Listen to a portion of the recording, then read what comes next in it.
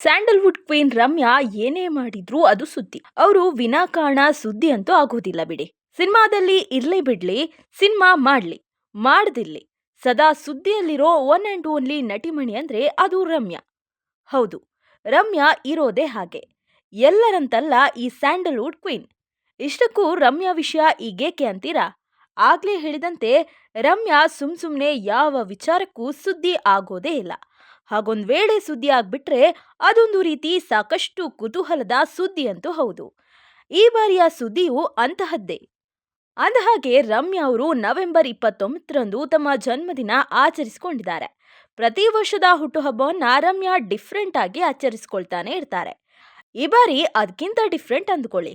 ರಮ್ಯಾ ಅವರು ಈ ಸಲದ ಬರ್ಡೇ ಸೆಲೆಬ್ರೇಷನ್ ಅನ್ನ ಕೀನ್ಯಾದ ಮಸಾಯಿ ಮಾರಾ ರಾಷ್ಟ್ರೀಯ ಮೀಸಲು ಪ್ರದೇಶದಲ್ಲಿ ಆಚರಿಸಿಕೊಂಡು ಸಂಭ್ರಮಿಸಿದ್ದಾರೆ.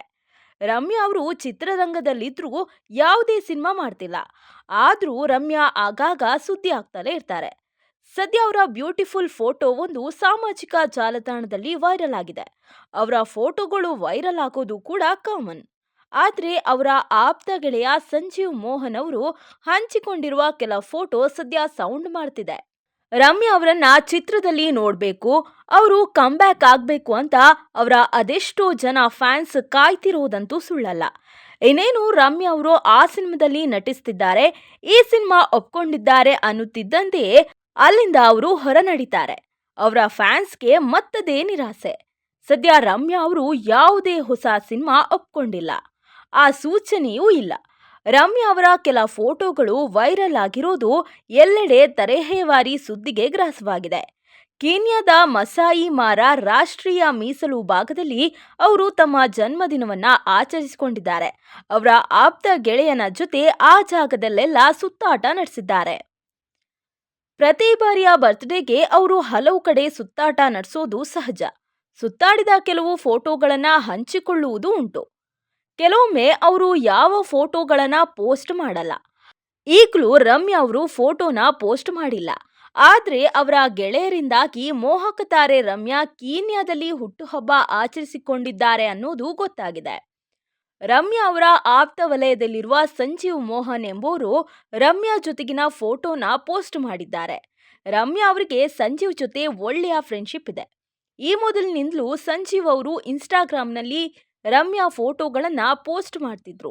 ಆದ್ರೆ ತಮ್ಮ ಇನ್ಸ್ಟಾಗ್ರಾಂನಲ್ಲಿ ರಮ್ಯಾ ಬರ್ತ್ಡೇ ದಿನ ಹಾಕಿರುವ ಫೋಟೋ ಸದ್ಯ ಗಮನ ಸೆಳೆಯುವುದರ ಜೊತೆಗೆ ಒಂದಷ್ಟು ಪ್ರಶ್ನೆಗಳಿಗೂ ಕಾರಣವಾಗಿದೆ.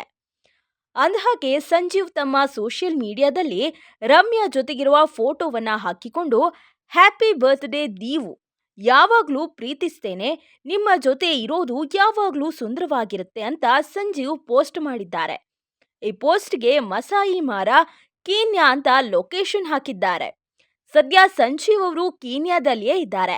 ಮಸಾಯಿ ಮಾರದಲ್ಲಿರುವ ಫೋಟೋಗಳನ್ನ ಸ್ಟೇಟಸ್ನಲ್ಲಿ ಹಂಚಿಕೊಂಡಿದ್ದಾರೆ. ಹೀಗಾಗಿ ಫೋಟೋಗೆ ಎಲ್ಲಿಲ್ಲದ ಮಹತ್ವ ಹೆಚ್ಚಿದೆ. ರಮ್ಯಾ ಜೊತೆ ಇರೋ ಆ ಹುಡುಗ ಯಾರು ಅನ್ನೋ ಪ್ರಶ್ನೆ ಎದ್ದಿದೆ. ಅವರು ಫ್ರೆಂಡೋ, ಬಾಯ್ ಫ್ರೆಂಡೋ ಅಥವಾ ಏನು ಸಂಬಂಧ ಎಂಬ ಪ್ರಶ್ನೆಗಳ ಕಮೆಂಟ್ ಕೂಡ ಸೋಷಿಯಲ್ ಮೀಡಿಯಾದಲ್ಲಿ ಸಾಕಷ್ಟು ಓಡಾಡ್ತಿದೆ. ಅದೇನೇ ಇರ್ಲಿ, ರಮ್ಯಾ ಜೊತೆ ಆಗಾಗ ಜೊತೆಗಿದ್ದವರು ಸುದ್ದಿ ಆಗ್ಬಿಡ್ತಾರೆ. ಈ ಹಿಂದೆ ಅಂದ್ರೆ 2011ರಲ್ಲಿ ಏಪ್ರಿಲ್ 7ರಂದು ರಮ್ಯಾ ಅವರಿಗೆ ಬಾಯ್ ಫ್ರೆಂಡ್ ಇರೋ ಬಗ್ಗೆ ಸುದ್ದಿಯಾಗಿತ್ತು. ಆ ಸಂದರ್ಭದಲ್ಲಿ ರಮ್ಯಾ ಕೆಲ ದಿನಗಳ ಕಾಲ ಯುರೋಪ್ ದೇಶಗಳಿಗೆ ಪ್ರವಾಸ ಹೋಗಿದ್ರು. ಆಗಲೇ ಈ ಗುಸುಗುಸು ಸುದ್ದಿ ದಟ್ಟವಾಗಿ ಹಬ್ಬಿತ್ತು. ರಮ್ಯಾ 1 ತಿಂಗಳು ಯುರೋಪ್ ಟೂರ್ ಮುಗಿಸಿಕೊಂಡು ಬರೋ ಹೊತ್ತಿಗೆ ಗಾಂಧಿನಗರದಲ್ಲಿ ಅವರ ಬಾಯ್ ಫ್ರೆಂಡ್ ಗಾಳಿ ಸಮಾಚಾರ ಹಬ್ಬಿತ್ತು. ಸ್ವತಃ ರಮ್ಯಾನೇ ಆ ಬಗ್ಗೆ ಸ್ಪಷ್ಟನೆಯನ್ನ ಕೂಡ ನೀಡಿದ್ರು. ಪೋರ್ಚುಗಲ್ ಮೂಲದ ಈತ ದೊಡ್ಡ ಉದ್ಯಮಿ.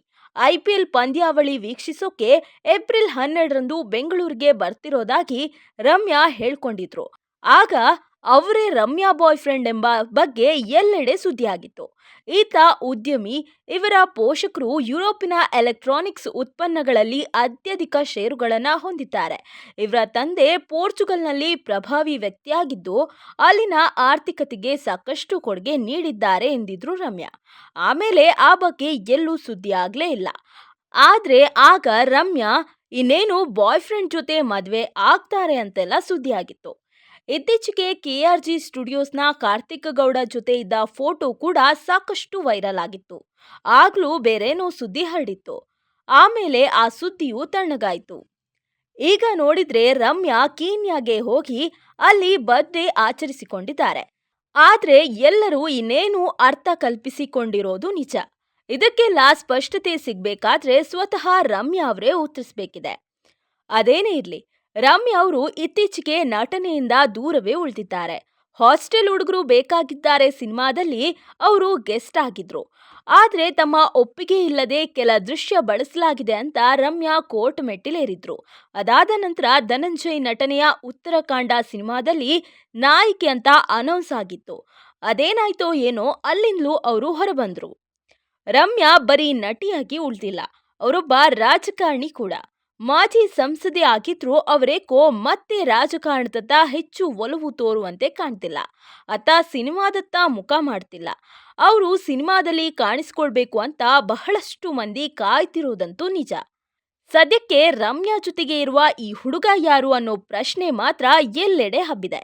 ಈ ಪ್ರಶ್ನೆಗೂ ರಮ್ಯಾ ಅವರೇ ಉತ್ತರ ಕೊಡಬೇಕಿದೆ.